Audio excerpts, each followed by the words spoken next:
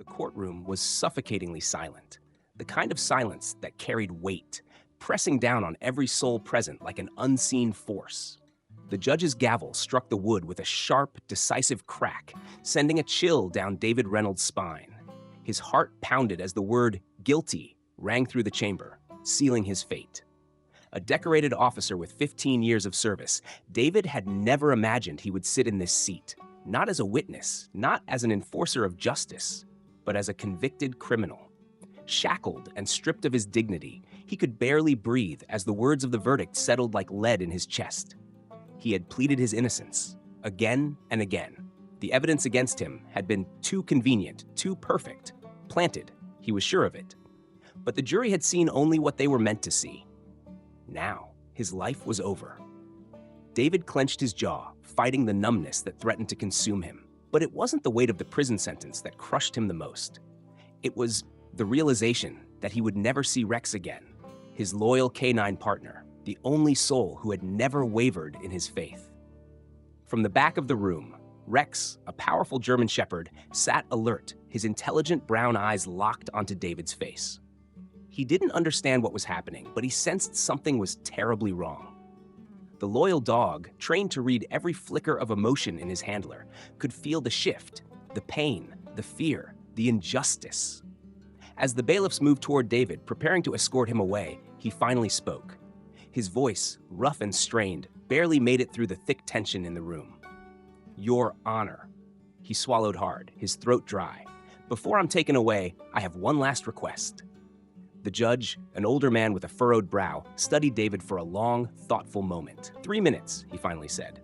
The second the bailiff unlatched Rex's leash, the dog bolted across the courtroom, claws scraping against the polished floor. He launched himself into David's arms, his powerful frame pressing against his handler as if trying to shield him from whatever nightmare was unfolding. David buried his face into Rex's fur, his voice cracking as he whispered, "I'm so sorry, buddy. I let you down." Rex whined softly, pressing closer, unaware that, in just moments, everything was about to change. David knelt on the cold courtroom floor, his arms wrapped tightly around Rex, the only constant in his life that hadn't betrayed him. The German shepherd whined softly, pressing his head against David's chest, his body trembling slightly as if he sensed something was terribly wrong. 3 minutes. That's all they had. 3 minutes before they would tear them apart. David ran his fingers through Rex's thick fur, inhaling deeply, trying to commit every detail to memory. "I'm so sorry, buddy," he whispered, his voice breaking. "I won't be there for you anymore." Rex let out a low whimper, then suddenly tensed. His ears perked, his nose twitching as if catching a scent that wasn't there before. In an instant, the sorrow in his body shifted. His muscles coiled, and his posture became rigid. Then, without warning, he lunged at David's chest. The courtroom gasped. A sharp rip echoed through the chamber as Rex clamped onto the fabric of David's jacket and yanked hard. His powerful jaws tore at the material, exposing the lining underneath. "Rex, what are you doing?" one of the bailiffs shouted, stepping forward. But the dog didn't stop. His sharp barks cut through the tense air like a siren, his movements frantic. The judge's gavel slammed down once more. "Control that animal!" David, stunned, raised his hands. "Wait, he's trying to tell us something." And then it happened. With one final forceful tug, a small metallic object tumbled from David's jacket and hit the courtroom floor with a distinct clink. The sound cut through the silence like a gunshot. The room froze. All eyes locked onto the object, a tiny recording device. The prosecutor's face went pale. An officer stepped forward, cautiously picking up the device. His fingers trembled as he examined it, his brow furrowing in confusion. "What is this?" David's pulse pounded in his ears. His mind raced. Where had that come from? He had never seen it before. Had someone planted it on him? The judge narrowed his eyes. "Play it." The officer hesitated, then pressed the small button on the side. A crackle of static filled the room, followed by a voice. Deep, cold, unmistakable. "Just plant the evidence. No one's going to question it. Reynolds has a clean record. He's the perfect scapegoat." The courtroom erupted in gasps. David's breath caught in his throat. He knew that voice. His blood ran cold. Captain Robert Hensley, his former mentor, the man who had taught him everything. The prosecutor shot to his feet, his voice shaky. "This doesn't prove anything," he snapped. "This could be." "Sit down." The judge's voice was sharp, final. He turned to the officers flanking David. "Take that device into evidence. This trial is not over." For the first time in weeks, David felt something he thought he had lost forever. Hope. The room stood frozen in stunned silence. The small recording device lay on the polished courtroom floor, its metallic surface gleaming under the harsh fluorescent lights. Rex remained tense, his deep brown eyes locked onto the device as if daring someone to ignore it. The judge leaned forward, his voice razor sharp. "Play it. Now." An officer picked up the device, his hands trembling as he fumbled with the controls. A moment later, static crackled through the speakers, followed by the unmistakable voice of Captain Robert Hensley. "Just plant the evidence. No one's going to question it. Reynolds has a clean record. He's the perfect scapegoat. Get it done." A stunned gasp rippled through the courtroom. David's breath hitched in his throat. He knew that voice. He had once trusted it, followed it into battle. Now, it was the very voice that had stolen his life. The prosecutor shot to his feet, his face drained of color. This doesn't prove anything," he blurted out, his voice a little too quick, a little too desperate. "It could have been tampered with." "Sit down!" The judge's gavel slammed down, echoing through the chamber like a gunshot. His eyes burned with authority as he glared at the prosecutor. "Officer, secure that recording as evidence," he commanded. "And someone get Captain Hensley in here, now." David clenched his fists, his pulse hammering in his ears. This was it, the proof he had been praying for. Rex let out a low growl, his body still rigid at David's side. As if sensing the tides shifting, the dog stood protectively beside his handler, his gaze unwavering. The doors to the courtroom burst open, and two officers strode in, escorting Captain Hensley toward the front.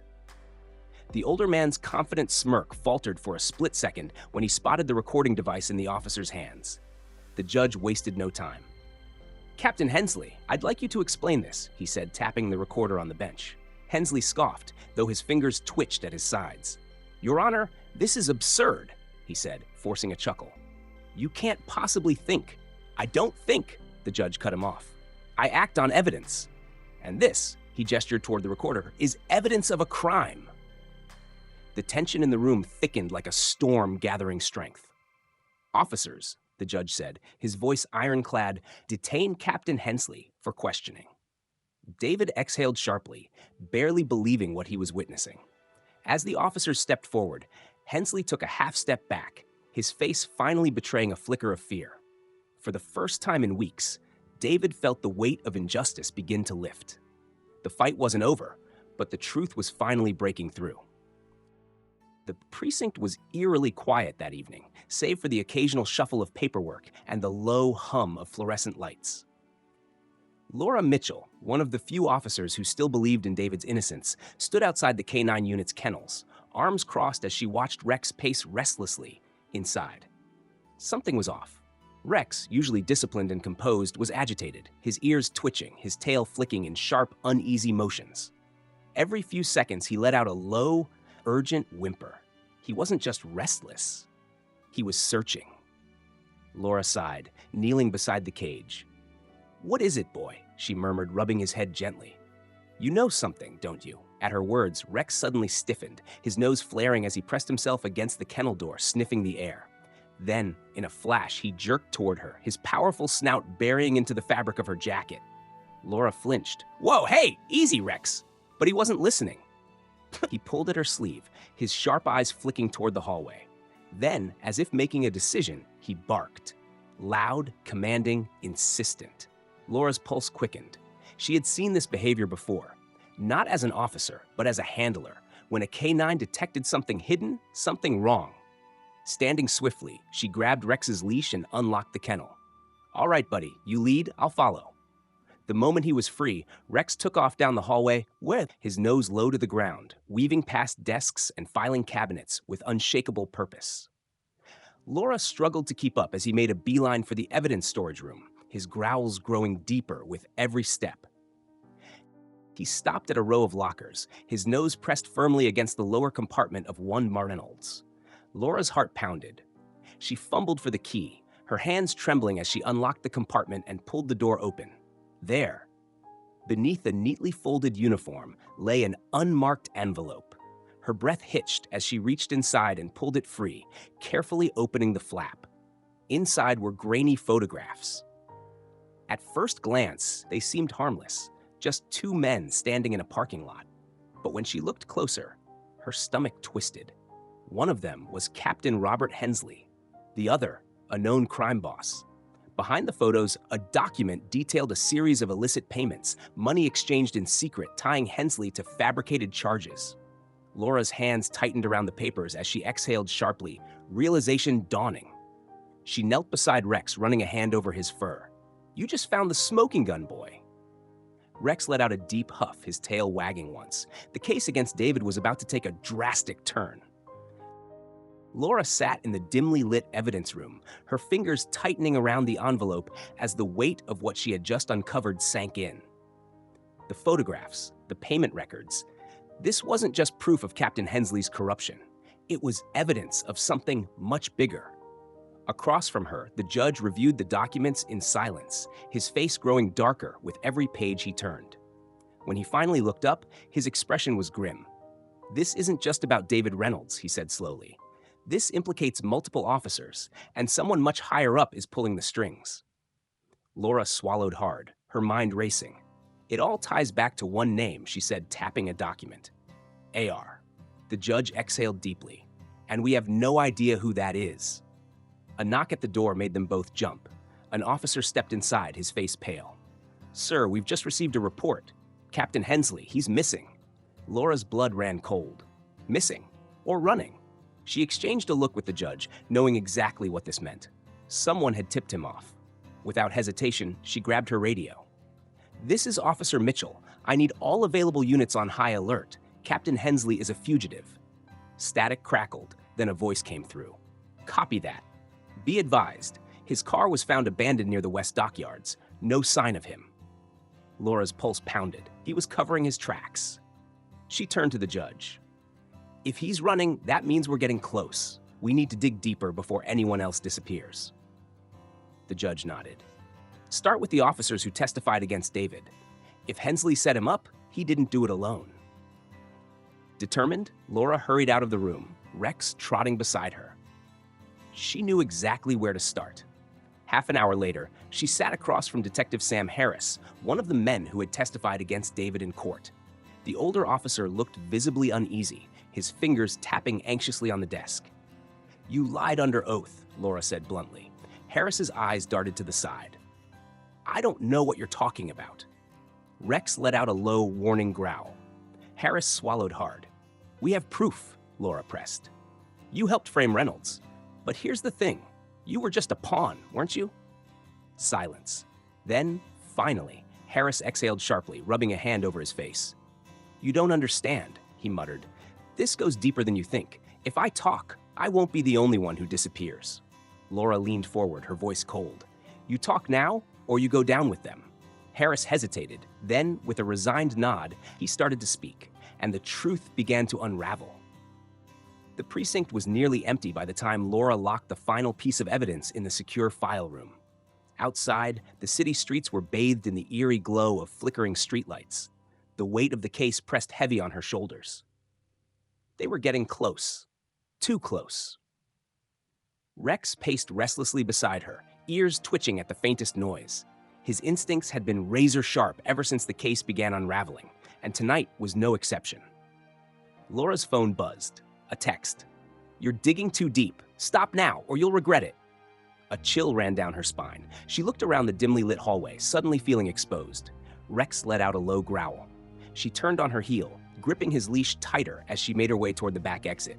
Something felt off.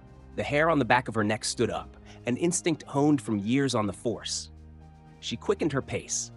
Then, the lights cut out. A second of stunned silence. Then, glass shattered. Her breath hitched. They were here. She dropped to a crouch, her pulse hammering as her eyes adjusted to the darkness. Footsteps, heavy, deliberate, closing in fast. Rex tensed, his body coiled like a loaded spring. A shadow moved in the hallway. Too fast, too quiet. Laura barely had time to react before the door behind her burst open. A figure lunged toward her, the glint of a weapon catching the sliver of moonlight streaming through the window. Rex snarled and lunged. The attacker barely had time to register the blur of fur and fangs before Rex sank his teeth into his forearm, jerking him back with a guttural cry. The gun clattered to the ground. Laura didn't hesitate. She grabbed the nearest filing cabinet and slammed it into the second man rushing toward her. He staggered back, cursing. But there were more of them. 3, maybe 4. The narrow hallway was a trap. They needed to move. Now! Rex released his grip, dropping the first man as he whined in agony. The dog turned sharply, his eyes locked on Laura, waiting for her cue. Go! She ordered, yanking open the emergency exit. Gunfire erupted behind them as they barreled into the night. The sharp crack of bullets ricocheted off metal, but Laura didn't stop. She ran, Rex at her side. Survival was the only option now. The night air was thick with tension as Laura and Rex sprinted through the alley, their footsteps echoing off the cold brick walls. The pounding of boots behind them told her exactly what she already knew. They were being hunted. Gunfire cracked through the silence. A bullet struck the metal dumpster beside her, sending a shower of sparks into the darkness. Too close. Move, Rex, she gasped, pushing herself harder. The German Shepherd ran in perfect sync with her, his muscles coiled, ears pinned back, instincts razor sharp. He knew the stakes. Up ahead, an abandoned warehouse loomed in the shadows. It was their only chance. Laura veered left, shoving open a rusted side door and barreling inside just as another shot rang out. The bullet splintered the wood behind her. They had seconds. Laura slammed the door shut and shoved a metal shelf against it, barricading the entrance. Her breath came in ragged gulps as she scanned the dark interior. The warehouse was vast, rows of old shipping containers stacked high, broken machinery scattered like forgotten relics. She had no time to think. The attackers would be inside any moment. Rex let out a low growl, his body pressed close to hers, his breath hot with anticipation. He was ready to fight. The back door exploded inward. Laura threw herself behind a crate as 3 men stormed in, weapons raised. Find her, one of them barked. Shadows flickered across the walls as they moved. The dim emergency lights barely illuminated the space, turning it into a maze of steel and rust. Then Rex moved, silent, deadly, precise. A blur of fur launched from the darkness, teeth sinking deep into the first man's arm. He screamed, his gun clattering to the floor. Laura didn't hesitate. She grabbed a rusted pipe and swung hard. The second attacker crumpled axe, his head colliding with the metal floor. The third man turned, gun aimed. But Rex was faster. The dog lunged, tackling him to the ground. A deafening shot fired into the air, then silence. Laura's chest heaved as she grabbed the fallen weapon, stepping forward with unwavering resolve. The last attacker groaned beneath Rex's weight, eyes wide with panic. Game over, she said, pressing the barrel to his temple. Sirens wailed in the distance. Backup had arrived. It was finally over. The morning air was crisp as David Reynolds stepped out of the courthouse, the weight of months of injustice finally lifting from his shoulders. A crowd had gathered outside, reporters, cameras flashing, microphones thrust toward him. The world wanted answers. Mr. Reynolds, how does it feel to be a free man? What do you have to say about the corruption scandal? Will you return to the force? The questions came rapid fire, but David barely heard them. His eyes drifted downward, settling on Rex, who stood loyally by his side, ears perked, his sharp brown eyes scanning the chaos. Rex had never doubted him, not for a second.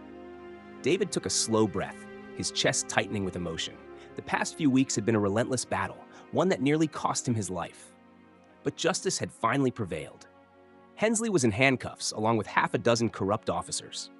The shocking revelations had exposed the true mastermind, AR, a high-ranking senator who had been using the police force as his personal shield. More arrests were coming. The department was in turmoil, but the fight wasn't over. Laura Mitchell emerged from the courthouse, a thick case file clutched in her hands. She pushed through the crowd, stopping beside David. "The task force is moving forward," she murmured, just loud enough for him to hear. "We've got names, accounts, years of cover-ups. This isn't just about your case anymore, David. This is about dismantling the whole damn system. David met her gaze. She was right. His freedom was just the beginning. One of the reporters pushed closer.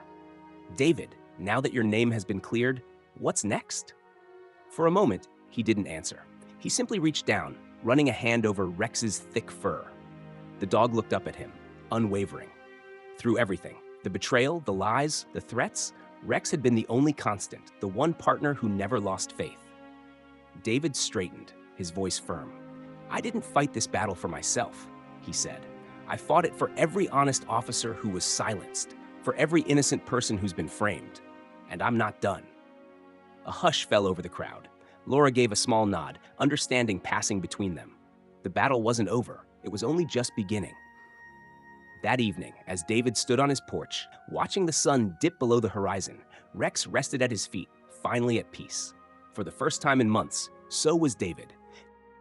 As the dust settled and justice was restored, one truth remained undeniable. Loyalty is not always found in people, but often in those who cannot speak for themselves. Through the darkest moments of betrayal and injustice, Rex never wavered. He stood by David when the world turned its back on him, fought for him when no one else would, and in the end, saved more than just his life. He saved the truth. Animals like Rex do not ask for much. They give without condition, protect without hesitation, and love without limits. Yet too often, they are overlooked, abandoned, or mistreated.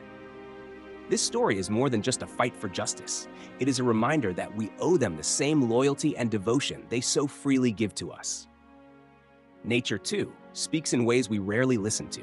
Whether through the sharp instincts of a canine partner or the quiet wisdom of the wild, it teaches us courage, resilience, and the value of trust. Let Rex's unwavering faith be a lesson. Cherish the creatures who walk beside us, defend those who cannot defend themselves, and never take for granted the silent heroes who stand guard in our lives.